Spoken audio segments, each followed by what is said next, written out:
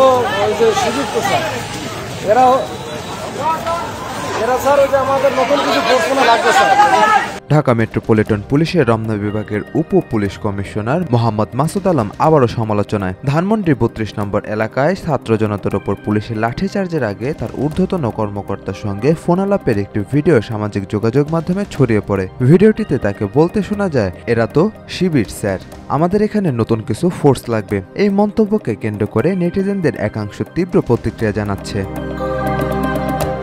১৭ November Sheikh হাসিনার মানবতা বিরোধী অপরাধের মামলায় রায় ঘোষিত হওয়ার সময় ধানমন্ডি ৩২-এ উত্তেজনা দেখা দেয়। ঢাকা কলেজের কয়েকজন শিক্ষার্থী এক্সকাভেটর দিয়ে ভাঙচুর চেষ্টা করলে পুলিশ ও সেনাবাহিনী তাতে বাধা দেয়। এরপর সেখানে দফায় দফায় সংঘর্ষ হয় এবং সন্ধ্যার পর পরিস্থিতি আরও উত্তপ্ত হয়ে ওঠে। ওই সময়ই ডিসি মাসুদের ফোনালাপের ভিডিও ধারণ করা হয় এবং পরে সামাজিক যোগাযোগ মাধ্যমে ভাইরাল হয়।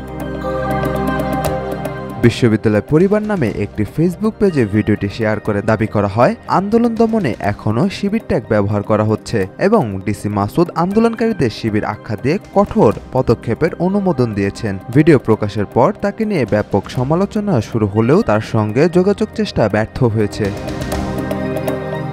ডিসি মাসুদকে ঘিরে এর আগেও বিতর্ক সৃষ্টি হয়েছে। ইন্টারকন্টিনেন্টাল হোটেলের সামনে বুয়েট শিক্ষার্থীদের সমালোচনার সময় এক ছাত্রের মুখ চেপে ধরে সেই ছবিটি তীব্র সমালোচনার জন্ম দিয়েছিল। আবার পাবনায় অতিরিক্ত পুলিশ সুপার হিসেবে দায়িত্ব পালনকারী কোটা সংস্কার আন্দোলনের সময় তিনি শিক্ষার্থীর ওপর গুলি চালাতে অস্বীকৃতি জানিয়ে সাহস জুগিয়েছে। সে ভিডিও তখন ভাইরাল হয়।